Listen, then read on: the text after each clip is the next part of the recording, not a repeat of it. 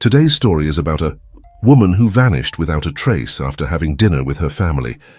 The police found some strange clues that led them to some surprising suspects. But in the end, they figured out the truth, and it turned out to be something they hadn't expected at all.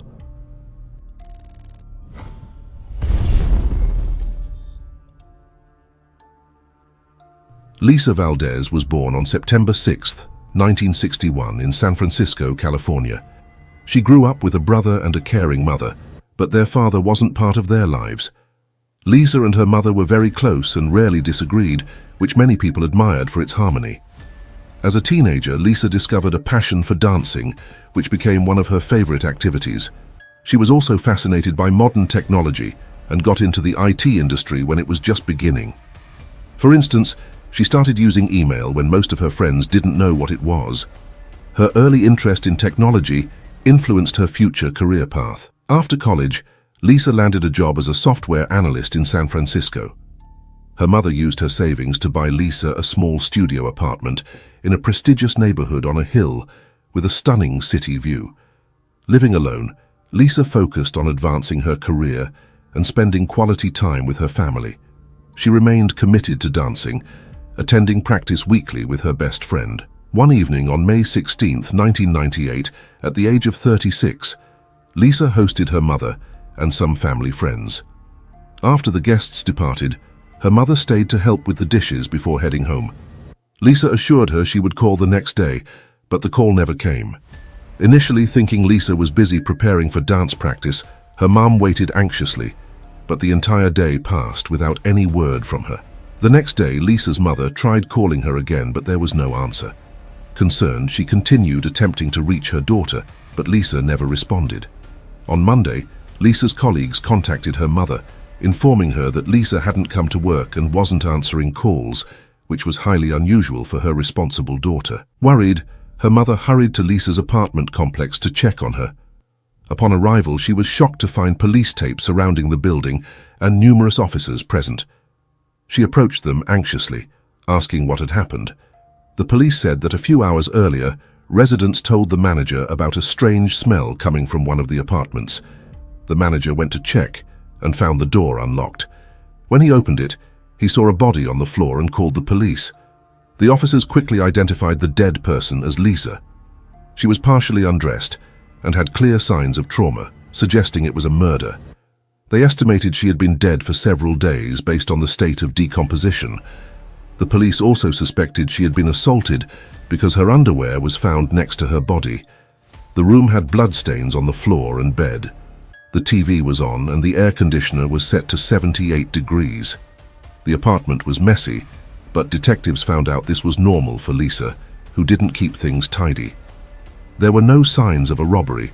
All her valuables, like jewelry, were in plain sight. Only her keys and a gym bag were missing. Another strange detail was that the attacker had cut off some of Lisa's long hair and taken it, along with causing many injuries to her body.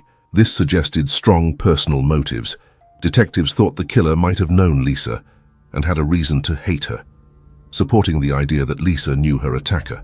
There were no signs of forced entry, and Lisa's apartment complex was fenced, requiring either a key or being let in by a resident, which supported this theory. The police began interviewing residents, hoping someone had seen the attacker. They soon found a lead. One of Lisa's neighbors said that 2 days earlier, after returning from vacation, he noticed part of the metal frame of his front door was bent, and there was a faint blood stain on the door. He reported it to the manager, but they decided not to involve the police, since it was clear no one had broken into his apartment.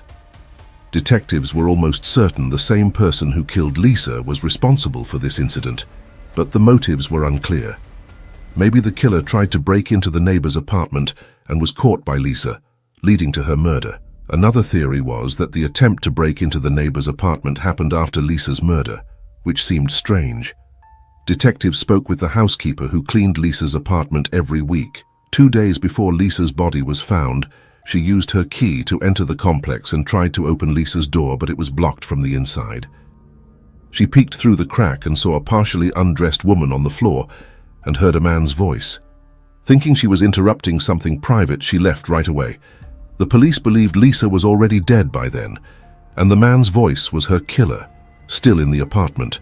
The housekeeper also mentioned she thought she saw a black bag with a zipper near the body, but she wasn't sure since she only glanced inside for a second. Notably, there was an untouched envelope with cash taped to the inside of Lisa's apartment door. This money was for the housekeeper, as Lisa always left it the day before her scheduled visit since she wouldn't be home. The presence of the envelope suggested that Lisa was likely attacked after her mother left between midnight and early morning hours, when Lisa would have left the money. This theory was confirmed by the neighbors living on the floor below, who reported hearing noises from above that night, sounding like thumps followed by someone coming down the stairs, though they didn't see who it was. While medical experts examined Lisa's body, detectives continued searching her apartment for clues. They soon noticed something unusual. The toilet seat was up, which was odd for a woman living alone. Forensic experts examined it and found a partial fingerprint that didn't belong to Lisa. The police collected fingerprints from everyone who might have been in Lisa's apartment, including her acquaintances and relatives, but none of them matched. This made detectives think the fingerprint might belong to the killer. The medical experts completed their report, providing a new lead. Lisa's body had more than 20 stab wounds.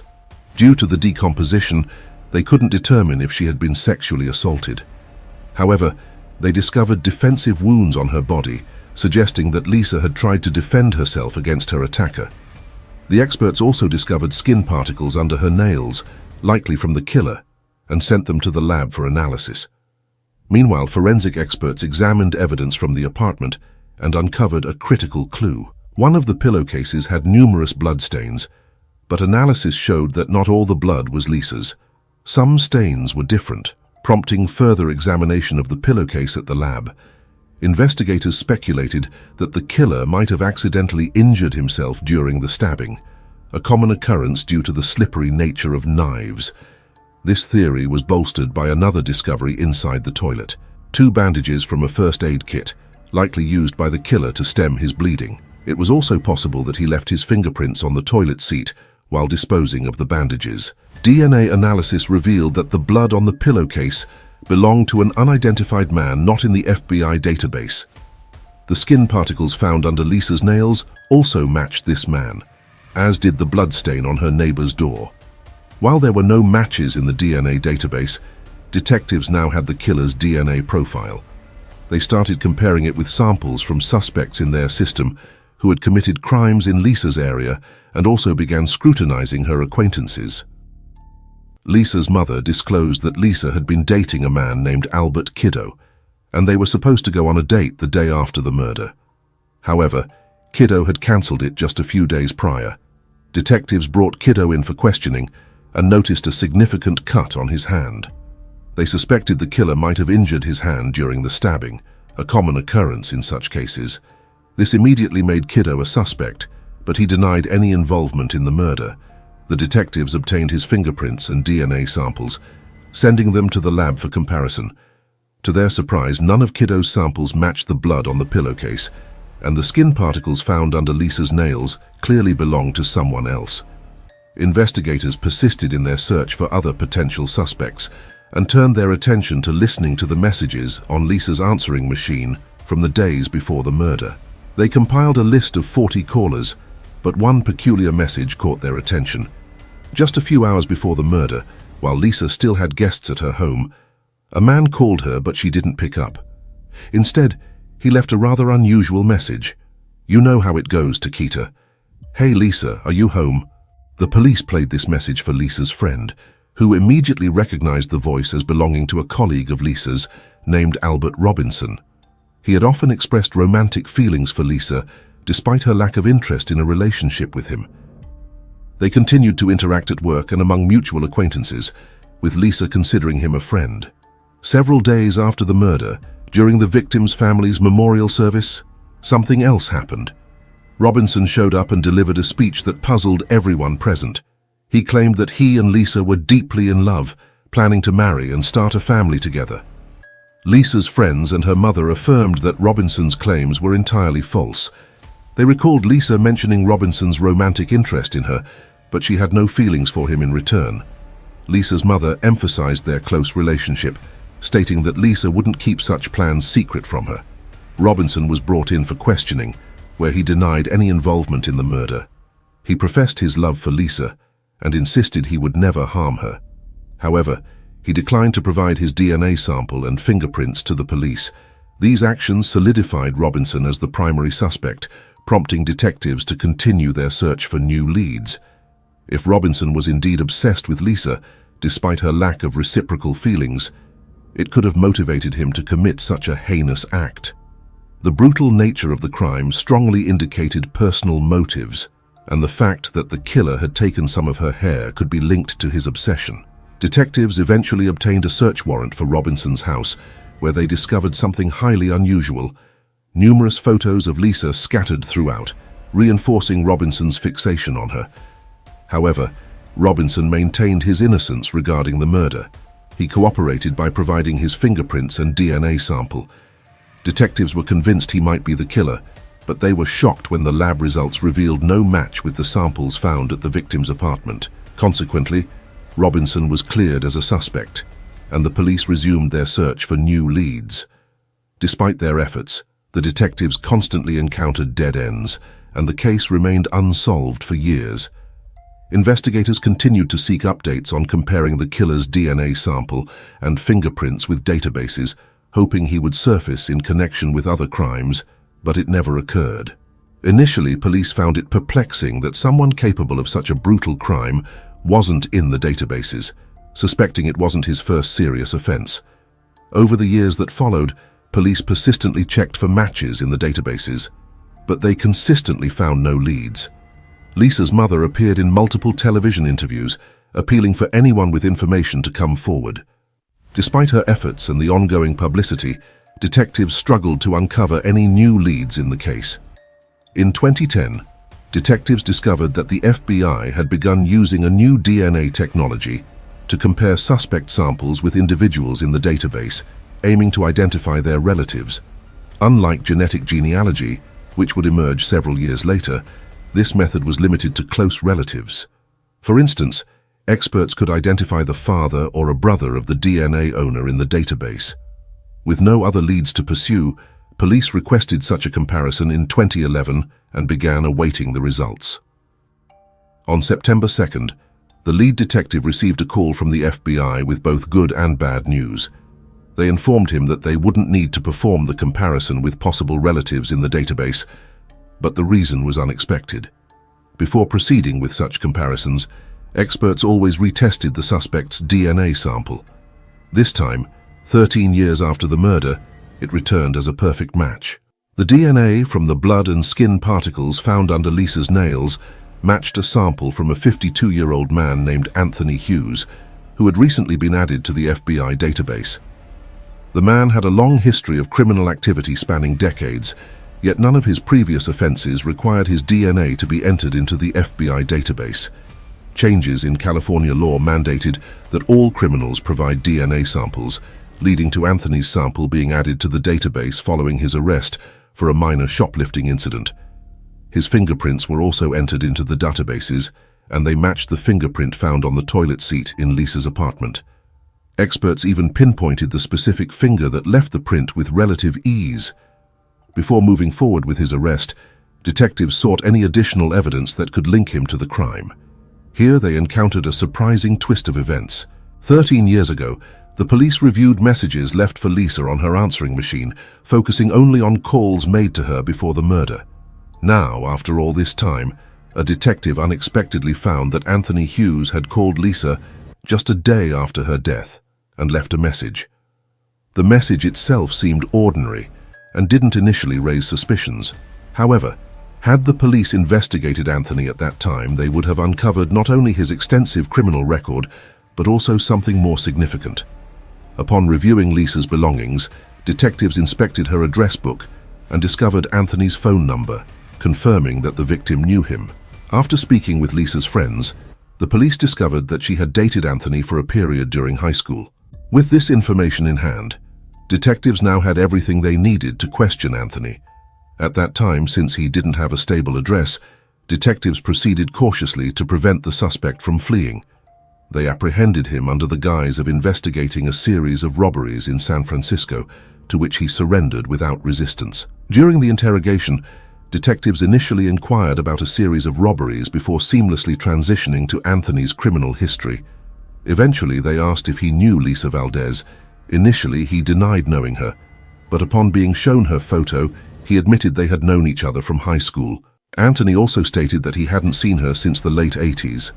Over several hours, detectives interrogated him about his relationship with Lisa and whether he had seen her recently. Eventually, they confronted him about his DNA found in Lisa's apartment in '98.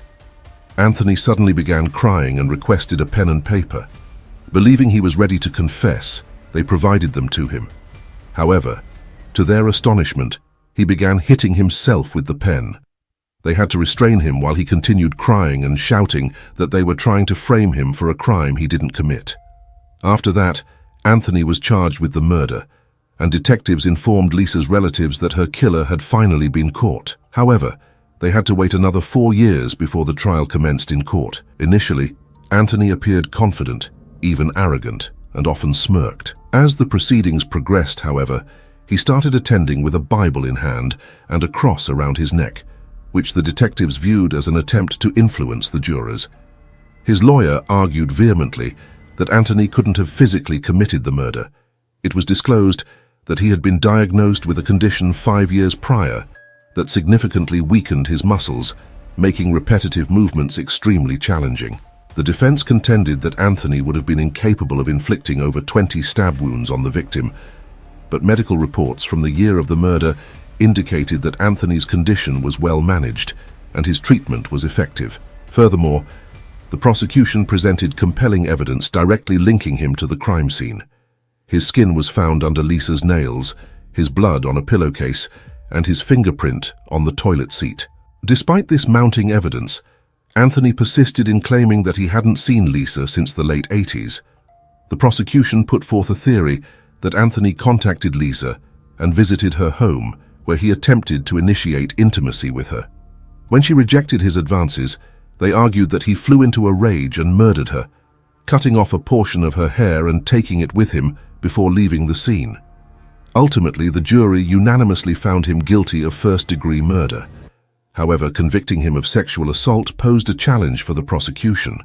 They believed Anthony had assaulted the victim, but due to the advanced decomposition, there was no direct evidence to confirm it. The situation became more complex when, prior to sentencing, Anthony contested the assault charges, claiming that the 133-year delay in bringing them violated his constitutional rights. As a result, the primary charge was reduced from first-degree murder to second-degree murder, leading to a less severe sentence. Anthony ultimately received a life sentence with the possibility of parole after 16 years in 2031, when he would be 72 years old. Since then, Anthony has been serving his sentence in prison and maintains his innocence. Lisa's relatives hope that his parole request will be denied, which seems likely. Refusal to acknowledge guilt is often viewed by the parole board as a lack of remorse, which can lead to the determination that the offender is not suitable for release. Please share your thoughts on this story in the comments section, and if you found it enjoyable, don't forget to hit the like button. Thank you for watching.